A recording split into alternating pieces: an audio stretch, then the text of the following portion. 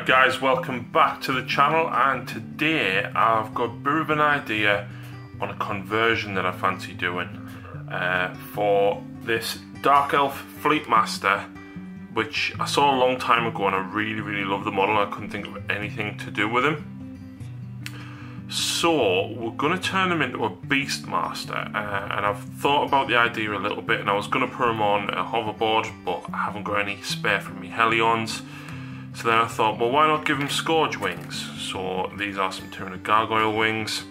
I've got myself an Agonizer.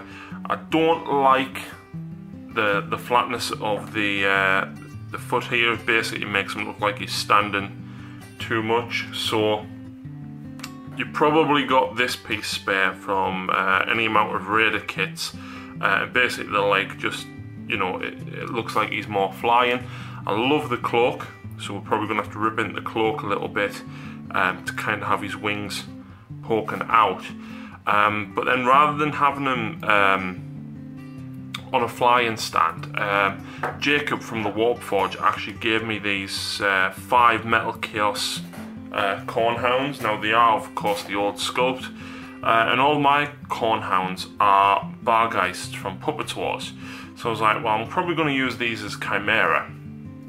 And I thought, what about sticking 3 or 4 of them along the front and having a skyboard at the back and basically run the model as 3 Chimera and a Beastmaster. So that's basically what the plan is basically have these guys towing him along on his non-existent hoverboard and use the wings as kites. So the first thing I'm going to do is, after I've moved all of this, I'm going to cut this leg back off, and I'm going to cut this leg off and fit it in to there. You'll notice I've also left this arm off as well, and that's because I wanted to use this Agonizer.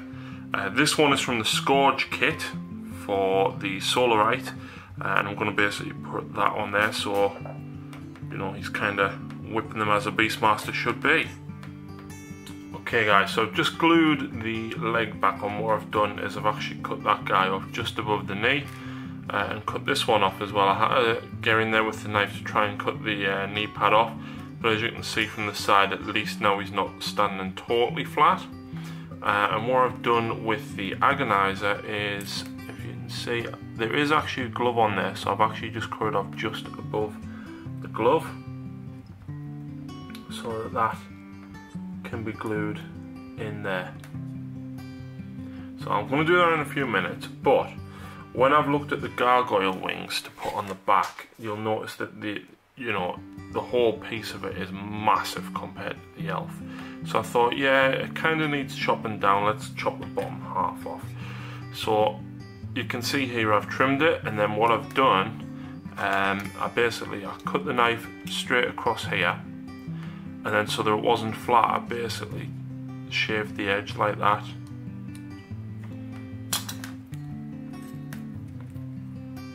And then what I'm going to do is I'm actually going to get me a little hand drill and drill a small hole in the shoulder here, so that it looks as though like that is kind of coming out of a hole in the cloak.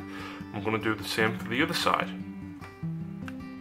Okay, so there we go. I've drilled 2 holes in the top, and then I've just kind of chiseled down a little bit with the knife there to give it an illusion of tearing. Now I haven't glued the Agonizer in yet because obviously I need to hold the model quite firmly to drill it. So let's get the wings glued in. Now of course I have done a dry fit before I show you on camera.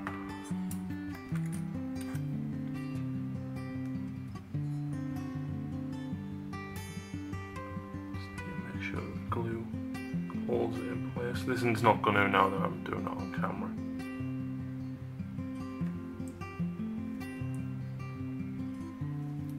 Ooh.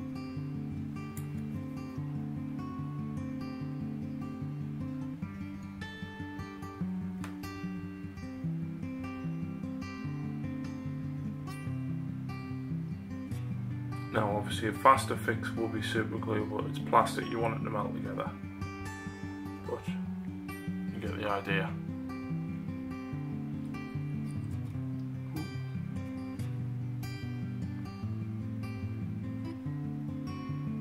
we'll let that dry and come back in a few seconds.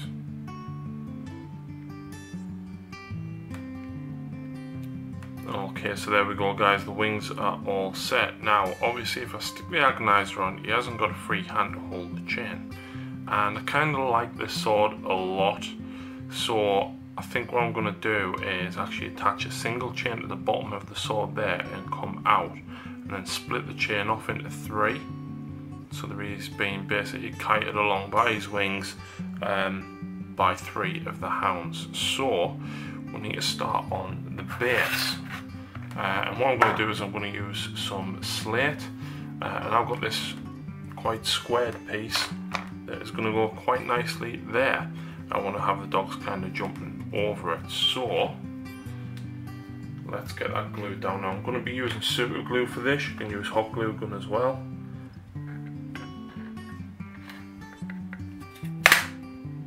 And successfully glue my bottle to the base. So I'm not going to have too much of overhang, I just want to keep it kind of where it is. And I'm going to add some other little bits of slate back here as well.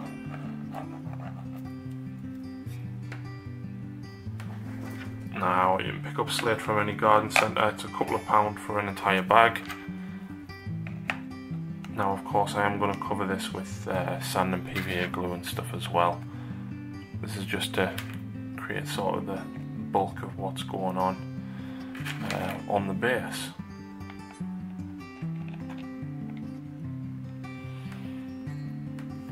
So the next thing to do is to start painting. Let this dry, and then we're going to cover it in sand and spray it black, and I'm going to go and prime the models now. Yeah, and then we'll come back and see how they look on the base. Right, so here we go guys, all sprayed up. I've put the sand on the base just with PVA glue, and then let it dry and sprayed it all up just with black. We sprayed this guy up and he's starting to look really pretty cool. And you can see there where the holes just go in with the wings. And we sprayed some of the dogs up, so the idea is, you know, kind of have the dogs coming up the rock face like this, and then kind of have him floating in the air behind, kind of being towed by them, using these wings as like a kite. And I thought about using a clear flying stand to suspend them on, but I've got an idea. So what I'm going to do is I'm actually going to paint all these up now. I'm going to do it off camera because this video is more about the conversion and the idea rather than the painting. So I'm going to get these guys painted up and we'll come back shortly. Okay. So a lot's changed since I last had the camera on. Basically I've painted everything up.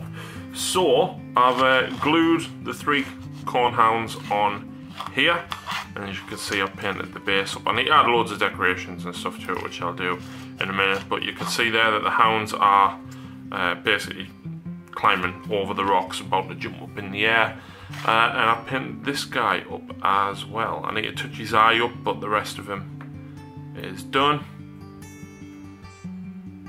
So I've done like pallid witch flesh on the skin and washed it with Drakenhof Nightshade, and that's washed with Druchii Violet. So the plan now is to get him up here somehow, and I know what I'm gonna do, but it might be a little bit difficult, so I'll probably have to do this off camera. But thanks to having an awesome girlfriend, I have been given this piece of chain. And what the plan is, now I don't know how much this is going to work, is basically have this one attached to the collar. So obviously it'll need gluing onto the collar there. And then if I have it up to here, but then if I run some super glue down it, hopefully the super glue will keep it in place. And then what I want to do is to split off a piece from here onto that collar and here onto that collar. And again, run super glue down so it kind of sits in place. And ideally, if possible, have the the Beastmaster glued onto the end of the chain. So I'm hoping that this is magnetic, because that's how I'm going to manage to do it, I think, is by magnetising the chain and suspending it basically from the light fitting of the bulb just next to the camera, so that is it magnetic? Yes, it is. So the idea is basically suspend it like that and then run some super glue down it so that I've got a solid chain basically. So I'm gonna give that a go and I'll come back in a minute and see if it works. Okay guys, so I've had to do a slight amendment, and the reason for it is, although I've glued the chain straight like this simply wasn't enough to hold the model in the air, which is frustrating because I really wanted it to look really cool. So what I've had to do is measure that to fit it onto there, and what I've done is I've actually used a clear stand from a biker or something that I've had spare, and I've angled it and then cut it at an angle, so essentially his curved foot that's pointing down is resting on there. So what I'll do now is I'm going to glue the chain from the middle guy up to the hilt of his sword, and then I'm going to put 2 chains on the side linking that one up. Okay guys, so here we go. I've added the chains on. The center one is solid from the collar all the way up to the back of his hand, and then of course these other 2 go from each of the others and link up right in the middle, so it's like a 3-point chain. Imagine them being pulled along by Cerberus almost. That's how I see it. So obviously, as cool as this guy looks, and I've used the red moss just to hide the stem a little bit. As cool as this looks, it doesn't work in game, right? Because obviously he's there, 3 chimera bases and stuff. So what I've done is I've put a blood drop here, a blood drop here, and a blood drop here, and then 1 in the center. Okay. So basically, when I use this, obviously it'll be friendly matches only. Essentially, the Beastmaster is actually there in the center, and these 3 are the Chimera. Yeah. So I've really enjoyed doing this. I don't know about you guys following me along. I know I haven't really done the converting on camera.